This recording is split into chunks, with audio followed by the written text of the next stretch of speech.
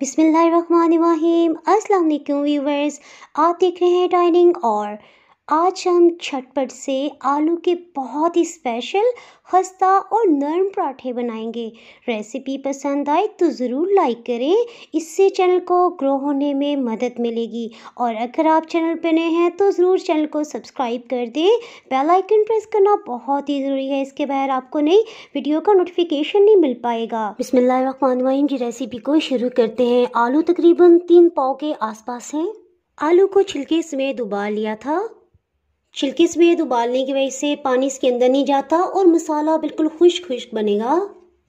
आलू को इसमें कश करके शामिल करेंगे ताकि किसी किस्म की गुठलियाँ ना रहें। जी आलू तो कश हो गए, इसके साथ ही हीट को ऑन कर लेते हैं। 2 चम्मच ऑयल पैन में शामिल कर देंगे। चूल्हे की हीट को लो रखेंगे। इसके साथ ही मैश किए हुए आलू को भी इसमें शामिल कर देंगे। एक दफ़ा इसे अच्छी तरह से मिक्सअप कर लेंगे। चूल्हे की आंच को लो ही रखा हुआ है। इसके साथ ही इसमें कुछ मसाले भी शामिल करते हैं। नमक इसमें लेवल करके 1 खाने वाला चम्मच आएगा। अधकटी लाल मिर्च 1 खाने वाला चम्मच लेवल करके इसमें जाएगा। गरम मसाला पाउडर आधी चाय की चम्मच। एक दफ़ा इन सबको अच्छी तरह से मिक्सअप कर लेते हैं। लाल मिर्च पाउडर 1 चाय की चम्मच इसमें जाएगा। इसका जायका बढ़ाने के लिए कुछ मसालों को फ्रेश ग्राइंड करके शामिल करेंगे। जीरा 1 चाय की चम्मच, खुश्क धनिया 2 खाने वाले चम्मच। ये देखिए इस तरह से इसे हाफ क्रश किया है। इसका जायका मजीद बढ़ाने के लिए चाट मसाला पाउडर 1 चाय की चम्मच आएगा। 3 हरी मिर्चों को बारीक चॉप करके इसमें डालेंगे। चूल्हे की आंच को बिल्कुल लो ही रखा हुआ है। सबसे आखिर में मुट्ठी भर के हरा धनिया इसमें डाल देंगे। हीट को ऑफ कर देते हैं। पराठों के लिए आटा रात को ही गूंद के रख दिया था।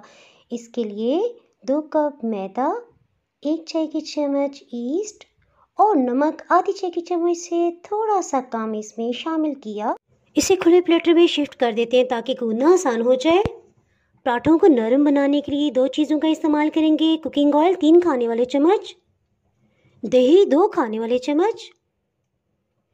इन सबको अच्छी तरह से मिक्सअप कर लेते हैं। पानी रूम टेम्परेचर पे है, थोड़ा थोड़ा पानी डालते इसे गूंद लेते हैं। थोड़ा सा पानी मज़ीद शामिल करेंगे और खुश्क आटे के साथ इसे मिक्सअप कर लेंगे। 180 ml पानी लगा है, 1 कप से थोड़ा कम। अब 1 टेबल स्पून ऑयल डालेंगे। अब मज़ीद पानी बिल्कुल भी शामिल नहीं करेंगे, बल्कि इसी में फोल्ड करते हुए गूंद लेंगे। इसकी डो मैं आपको दिखाती थी, देखिए ना ज़्यादा नरम है और ना ही सख्त। शदीद सर्दी का मौसम है, सो इसे प्लास्टिक के एयरटाइट कंटेनर में रखेंगे ताकि खमीर अच्छी तरह से लग सके। एयरटाइट कंटेनर की वजह से डो बहुत अच्छे से राइस हो गई है। सो पेड़ा बनाने के लिए हाथों पे थोड़ा सा इस तरह से मैदा लगा लेंगे और इसका पेड़ा बना लेते हैं। पेड़ा बनाने के लिए डो को अंदर की तरफ फोल्ड करते जाएंगे और सिंपल रोटी की तरह इसे बेल लेते हैं। आलू की फिलिंग का इस तरह से बॉल बना लेंगे और इसे सेंटर में रखेंगे। इस तरह से किनारे को पकड़ेंगे और चिरट बनाते जाएंगे और लास्ट में इस तरह से हाथ पे रख के और किनारों को सील कर देंगे। थोड़ा सा मैदा इसके ऊपर की सतह पे भी छिड़क लेंगे। रोटी बेलने से पहले तवे को प्री हीट कर लेते हैं। इसके साथ ही ऑयल से ग्रीस कर लेते हैं। रोटी को हल्के हाथ से बेलेंगे ताकि फिलिंग बाहर ना निकले।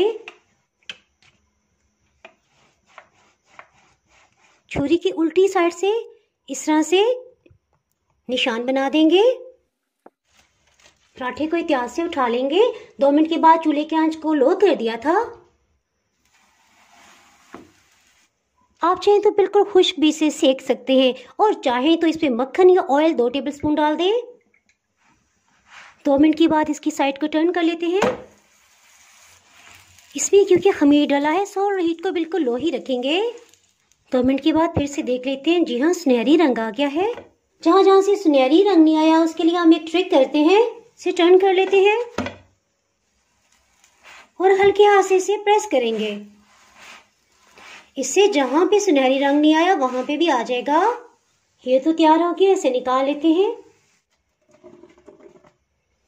कुछ नान के ऊपर की सतह पे इस तरह से पानी से ब्रश कर देंगे। थोड़ा सा सफेद तिल, आप चाहें तो कलंजी के बीच भी डाल सकते हैं। इसी तरह से सब आलू के पराठों को तैयार कर लेंगे। आप चाहें तो इसे नान पराठा भी कह सकते हैं। रेसिपी पसंद आए तो चैनल को सब्सक्राइब कर दें। बेल आइकन प्रेस करना बहुत ही ज़रूरी है, क्योंकि इसके बाद आपको नई अपलोड होने वाली वीडियो का नोटिफिकेशन नहीं मिल पाएगा। दुआओं में याद रखिए, वीडियो लाइक और शेयर करना बिल्कुल भी ना भूलिएगा। इसके साथ ही मैं इजाज़त चाहती हूँ। अल्लाह हाफिज़।